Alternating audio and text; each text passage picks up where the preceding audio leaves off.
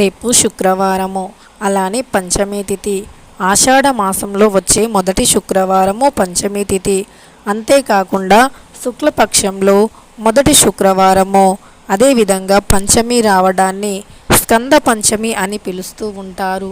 అంతేకాకుండా ఇంకా రేపు పంచమి ఎందుకు విశేషమైనది అంటే, ఈ ఆషాఢ మాసంలో గుప్త నవరాత్రులు అమ్మవారికి ఎంతో ఇష్టమైనటువంటివి.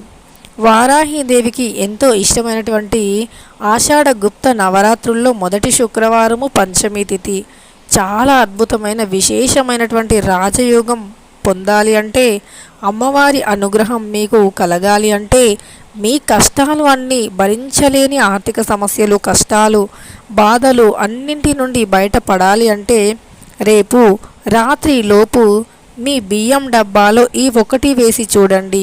మీరు ఊహించలేని మీ అద్భుతాన్ని చూసి మీరే నమ్మలేకపోతూ ఉంటారు. ధనం అనేది 4 దిక్కుల నుండి దూసుకు వస్తుంది. ధనాన్ని ఆకర్షించగల అద్భుత శక్తి అనేది మీ ఇంట్లో తిష్ట వేసుకుని కూర్చుంటుంది. సహజంగా వారాహిదేవి యొక్క మహిమలు ఎలా ఉంటాయంటే, అమ్మవారు ఇలా పిలవగానే అలా పలుకుతూ ఉంటారు.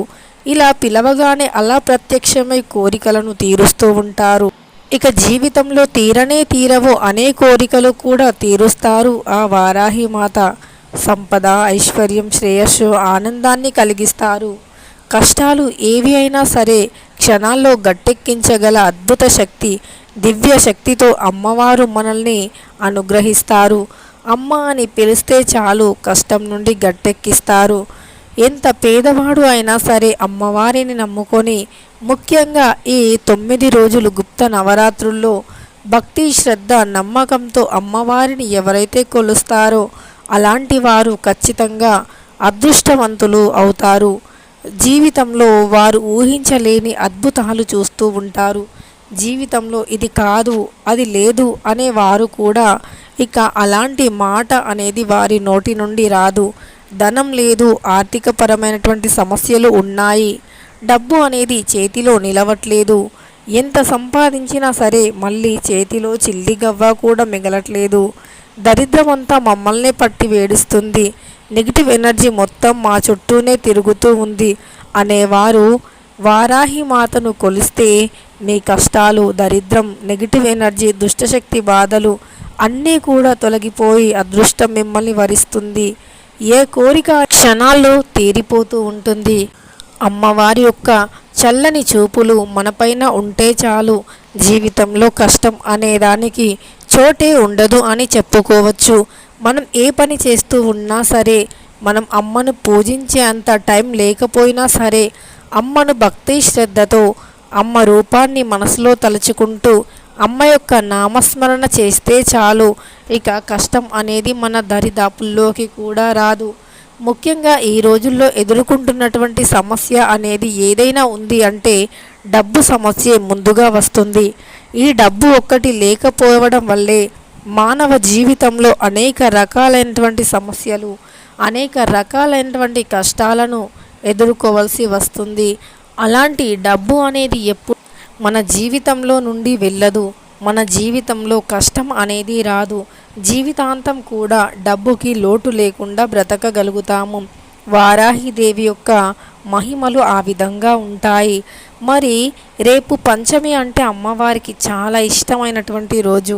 ఈ పంచమి తిథి రోజున బియ్యం డబ్బాలో ఏది వెయ్యాలో ఇప్పుడు తెలుసుకుందాం. బియ్యం అనేవి పవిత్రమైనవిగా పరిగణించబడతాయి.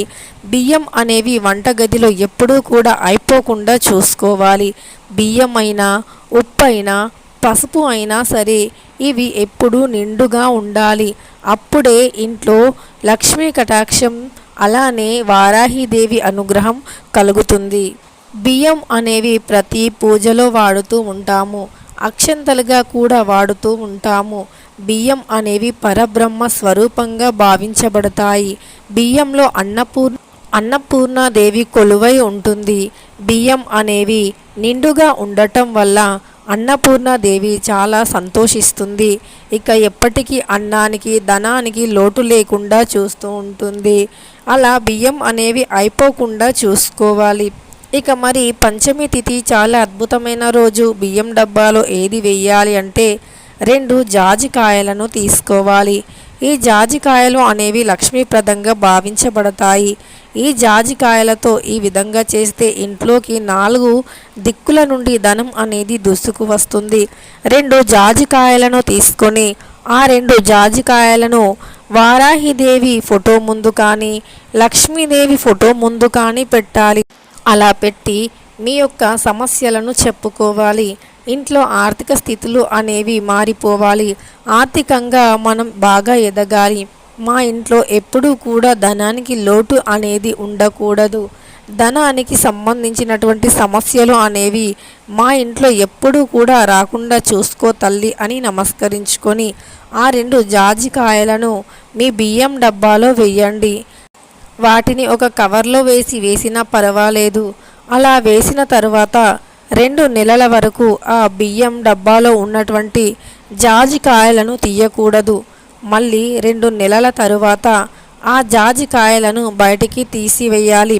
తరువాత ఆ జాజికాయలను ఎవ్వరూ చూడని ఎవరూ తొక్కని ఒక ప్రదేశంలో వెయ్యాలి. తరువాత మళ్ళీ ఒక మంచి వారం తిథి చూసుకొని మళ్ళీ ఇదే విధంగా పరిహారాన్ని చేస్తూ ఉండాలి. ఇలా చేస్తూ ఉండటం వల్ల క్రమక్రమంగా మీ ఇంట్లో ఉన్నటువంటి ఆర్థిక సమస్యలు, ఆర్థిక ఇబ్బందులు, అప్పుల బాధలు అన్నీ కూడా తొలగిపోతాయి. నరదృష్టి, నరఘోష, నకారాత్మక పీడలు ఏవి కూడా మీ దరిదాపుల్లో ఉండవు.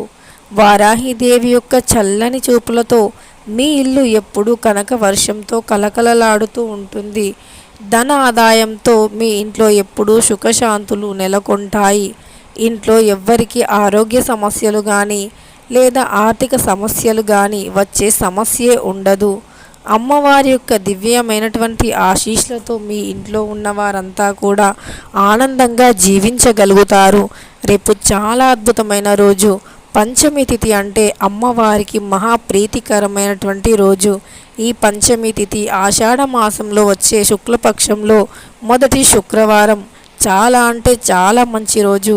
ఈ విధంగా మీరు చేస్తే గనక మీ ఇంట్లో ఎప్పుడు ధన ధాన్యానికి ఏ విధమైనటువంటి లోటు ఉండదు.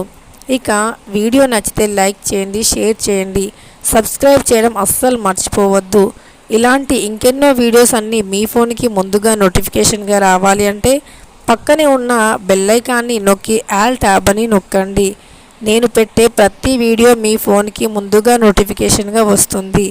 Have a very nice day. మరో మంచి వీడియోతో కలుసుకుందాం.